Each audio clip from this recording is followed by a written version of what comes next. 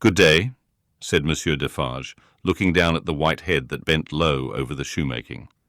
It was raised for a moment, and a very faint voice responded to the salutation, as if it were at a distance. "Good day." "You are still hard at work, I see." After a long silence, the head was lifted for another moment, and the voice replied, "Yes, I am working." This time, a pair of haggard eyes had looked at the questioner, before the face had dropped again. The faintness of the voice was pitiable and dreadful. It was not the faintness of physical weakness, though confinement and hard fare no doubt had their part in it. Its deplorable peculiarity was that it was the faintness of solitude and disuse. It was like the last feeble echo of a sound made long and long ago. So entirely had it lost the life and resonance of the human voice that it affected the senses like a once beautiful colour faded away into a poor, weak stain. So sunken and suppressed it was that it was like a voice underground. So expressive it was of a hopeless and lost creature that a famished traveller, wearied out by lonely wandering in a wilderness, would have remembered home, and friends in such a tone before lying down to die. Some minutes of silent work had passed, and the haggard eyes had looked up again, not with any interest or curiosity, but with a dull mechanical perception beforehand that the spot where the only visitor they were aware of had stood was not yet empty. "I want," said Defarge, who had not removed his gaze from the shoemaker, "to let in a little more light here. You can bear a little more?" The shoemaker stopped his work, looked with a vacant air of listening at the floor on one side of him, then similarly at the floor on the other side of him, then upward at the speaker. "What did you say?" "You can bear a little more light?" "I must bear it if you let it in," laying the palest shadow of a stress upon the second word. The opened half door was opened a little further, and secured at that angle for the time. A broad ray of light fell into the garret, and showed the workman with an unfinished shoe upon his lap, pausing in his labour.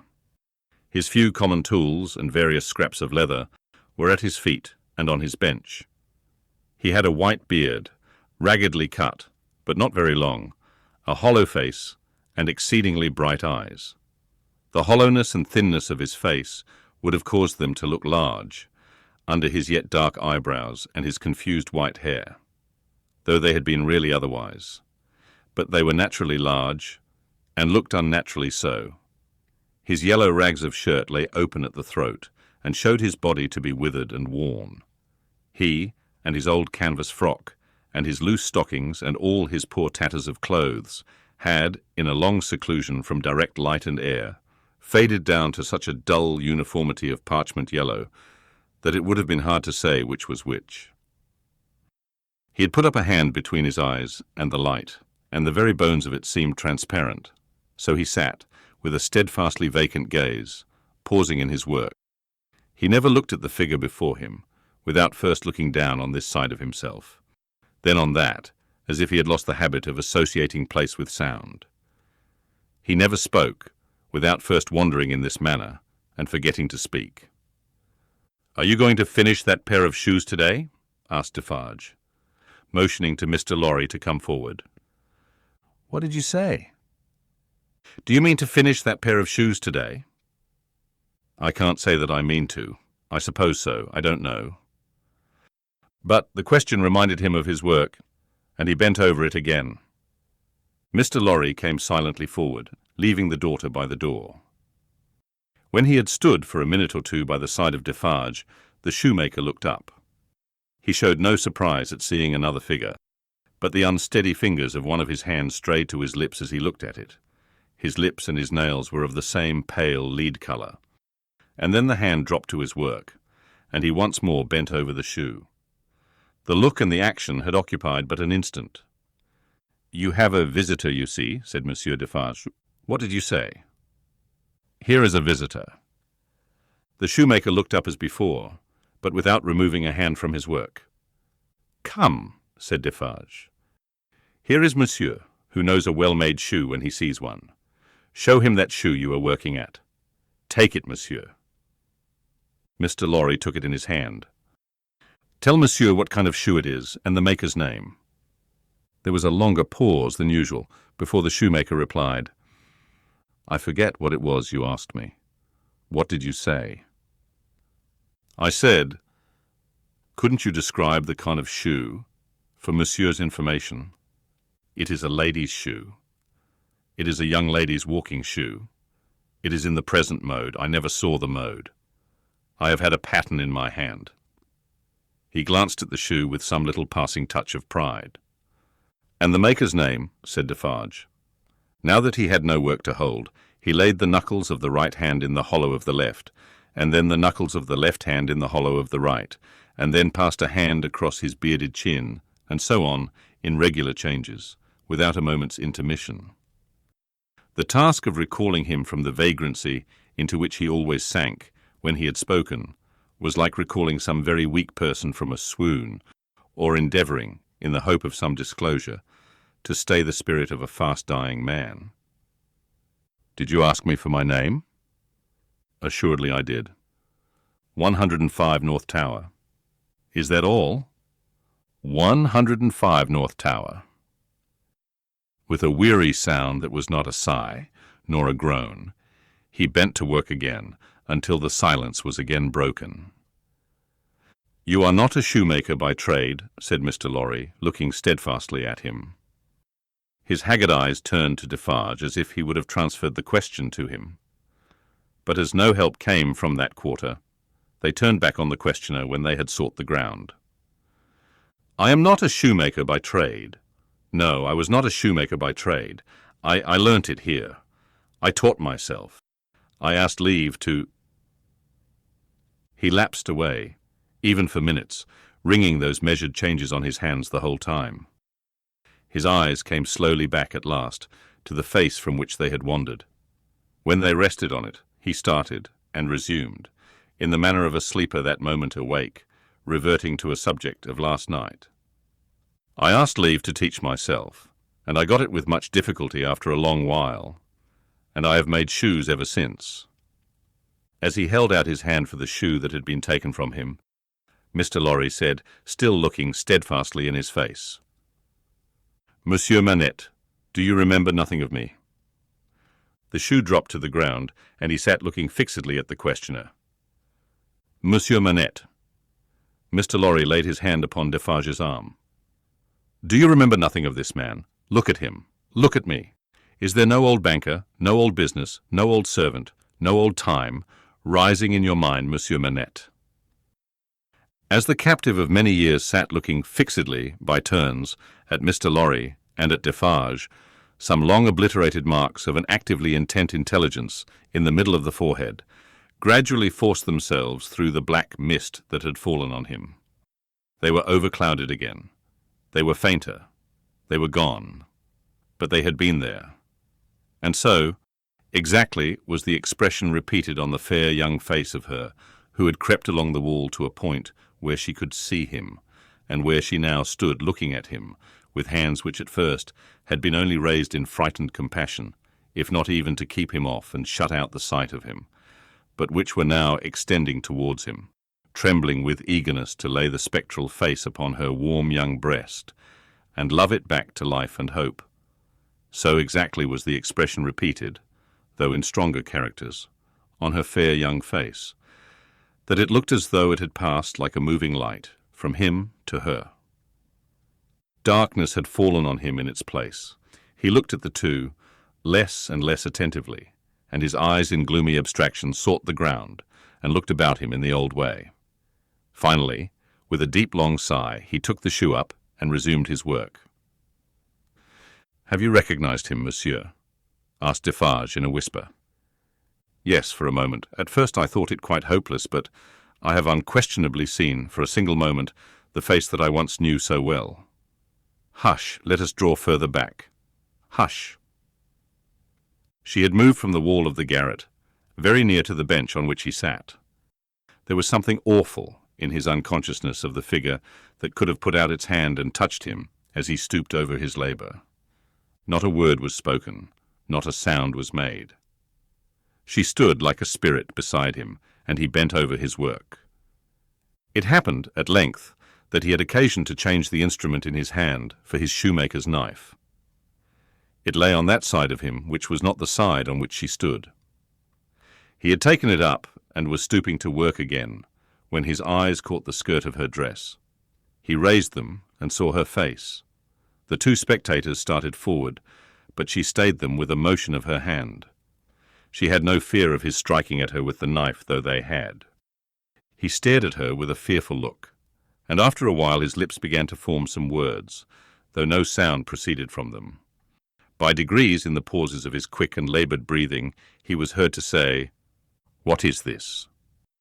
With the tears streaming down her face, she put her two hands to her lips and kissed them to him, then clasped them on her breast, as if she laid his ruined head there. "You are not the jailer's daughter." She sighed, "No." "Who are you?" Not yet trusting the tones of her voice, she sat down on the bench beside him. He recoiled, but she laid her hand upon his arm. A strange thrill struck him when she did so, and visibly passed over his frame. He laid the knife down softly as he sat staring at her. Her golden hair, which she wore in long curls, had been hurriedly pushed aside and fell down over her neck. Advancing his hand by little and little, he took it up and looked at it. In the midst of the action he went astray, and with another deep sigh, fell to work at his shoemaking, but not for long. Releasing his arm, she laid her hand upon his shoulder.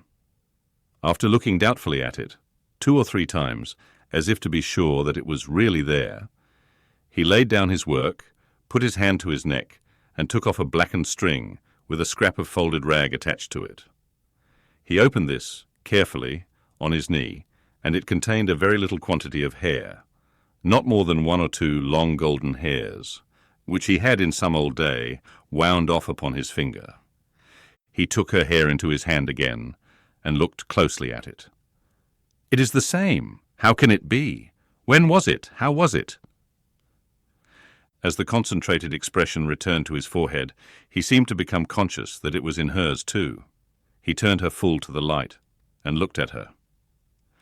She had laid her head upon my shoulder that night when I was summoned out. She had a fear of my going, though I had none, and when I was brought to the North Tower, they found these upon my sleeve.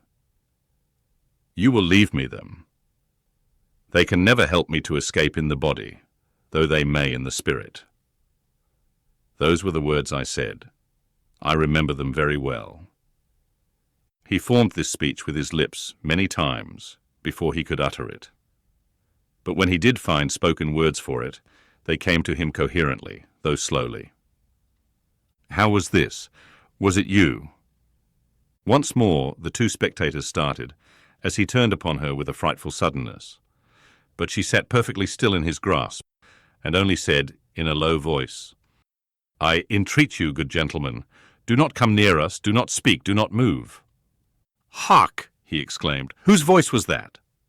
His hands released her as he uttered this cry, and went up to his white hair, which they tore in a frenzy.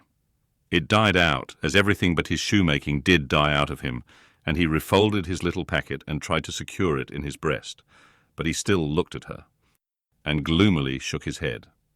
"No, no, no, you are too young, too blooming. It can't be. See what the prisoner is. These are not the hands she knew. This is not the face she knew. This is not a voice she ever heard. No, no. She was, and he was, before the slow years of the North Tower, ages ago. What is your name, my gentle angel?"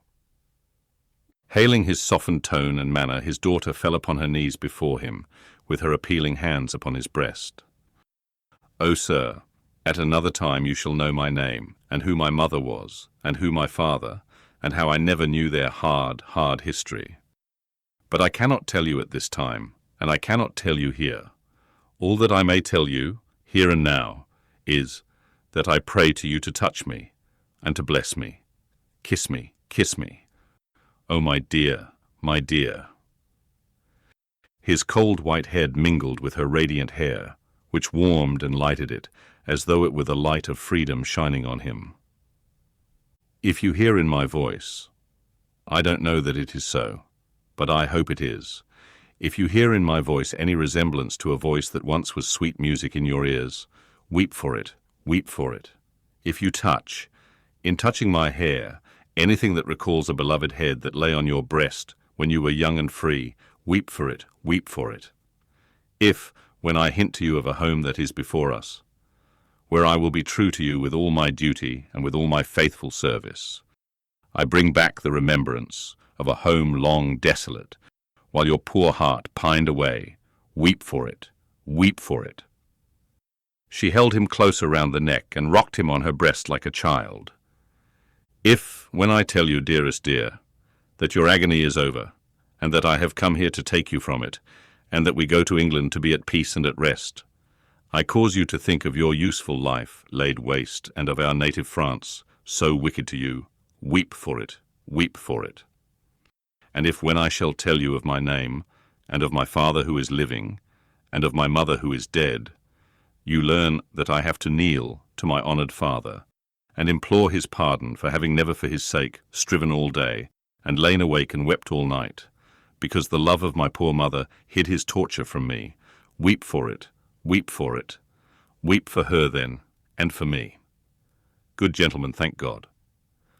I feel his sacred tears upon my face, and his sobs strike against my heart. Oh, see, thank God for us, thank God. He had sunk in her arms, and his face dropped on her breast, a sight so touching, yet so terrible in the tremendous wrong and suffering which had gone before it, that the two beholders covered their faces.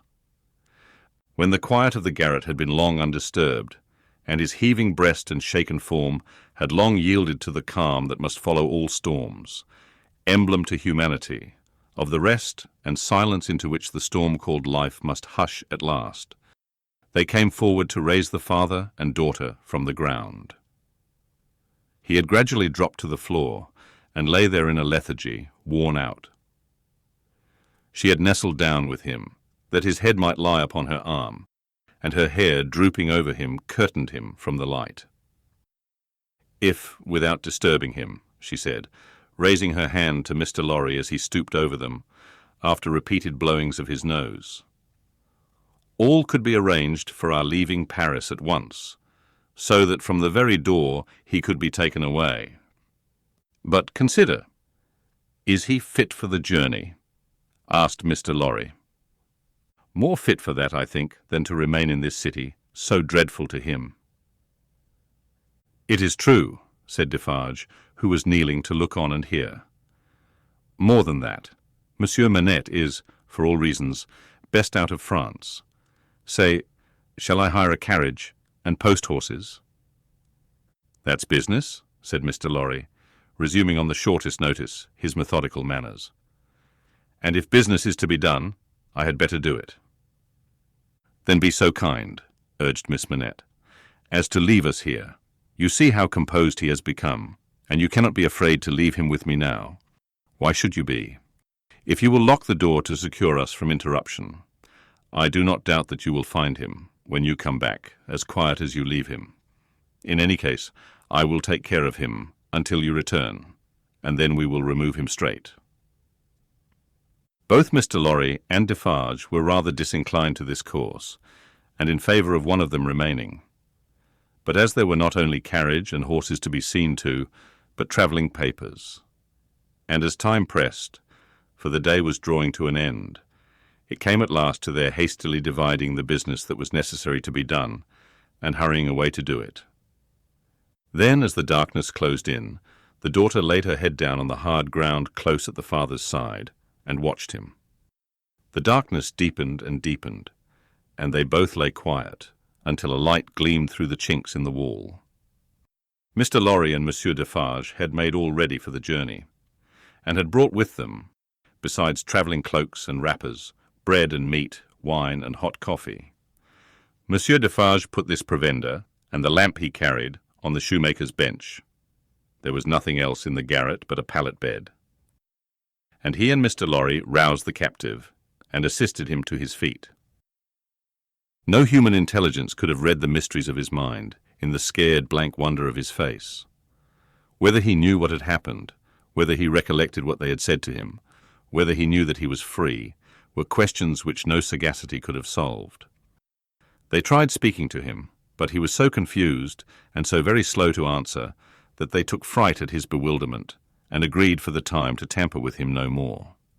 He had a wild, lost manner of occasionally clasping his head in his hands that had not been seen in him before. Yet he had some pleasure in the mere sound of his daughter's voice, and invariably turned to it when she spoke. In the submissive way of one long accustomed to obey under coercion, he ate and drank what they gave him to eat and drink, and put on the cloak and other wrappings that they gave him to wear. He readily responded to his daughter's drawing her arm through his, and took, and kept, her hand in both his own. They began to descend, Monsieur Defarge going first with the lamp, Mr. Lorry closing the little procession. They had not traversed many steps of the long main staircase when he stopped, and stared at the roof and round at the walls. "You remember the place, my father? You remember coming up here?" "What did you say?" But before she could repeat the question, he murmured an answer, as if she had repeated it. "Remember? No, I don't remember. It was so very long ago." That he had no recollection whatever of his having been brought from his prison to that house was apparent to them. They heard him mutter, 105 North Tower, and when he looked about him, it evidently was for the strong fortress walls which had long encompassed him. On their reaching the courtyard, he instinctively altered his tread as being in expectation of a drawbridge. And when there was no drawbridge, and he saw the carriage waiting in the open street, he dropped his daughter's hand and clasped his head again. No crowd was about the door, no people were discernible at any of the many windows, not even a chance passer-by was in the street. An unnatural silence and desertion reigned there. Only one soul was to be seen, and that was Madame Defarge, who leaned against the door-post, knitting, and saw nothing. The prisoner had got into a coach, and his daughter had followed him, when Mr. Lorry's feet were arrested on the step by his asking miserably for his shoemaking tools and the unfinished shoes. Madame Defarge immediately called to her husband that she would get them, and went, knitting, out of the lamplight through the courtyard. She quickly brought them down and handed them in, and immediately afterwards leaned against the door-post, knitting, and saw nothing. Defarge got upon the box, and gave the word, "To the barrier." The postilion cracked his whip, and they clattered away under the feeble over-swinging lamps. Under the over-swinging lamps, swinging ever brighter in the better streets and ever dimmer in the worse, and by lighted shops, gay crowds, illuminated coffee-houses and theatre doors, to one of the city gates. Soldiers with lanterns, at the guard-house there. "Your papers, travellers." "See here then, monsieur the officer," said Defarge, getting down, and taking him gravely apart. "These are the papers of monsieur inside, with the white head. They were consigned to me, with him, at the—" He dropped his voice. There was a flutter among the military lanterns, and one of them being handed into the coach by an arm in uniform, the eyes connected with the arm looked, not an everyday or an every night look, at monsieur with the white head. "It is well. Forward," from the uniform. "Adieu," from Defarge. And so, under a short grove of feebler and feebler over-swinging lamps, out under the great grove of stars. Beneath that arch of unmoved and eternal lights, some so remote from this little earth that the learned tell us it is doubtful whether their rays have even yet discovered it, as a point in space where anything is suffered or done. The shadows of the night were broad and black. All through the cold and restless interval, until dawn, they once more whispered in the ears of Mr. Jarvis Lorry. Sitting opposite the buried man who had been dug out, and wondering what subtle powers were, forever lost to him, and what were capable of restoration, the old inquiry, "I hope you care to be recalled to life?" And the old answer, "I can't say." The end of the first book.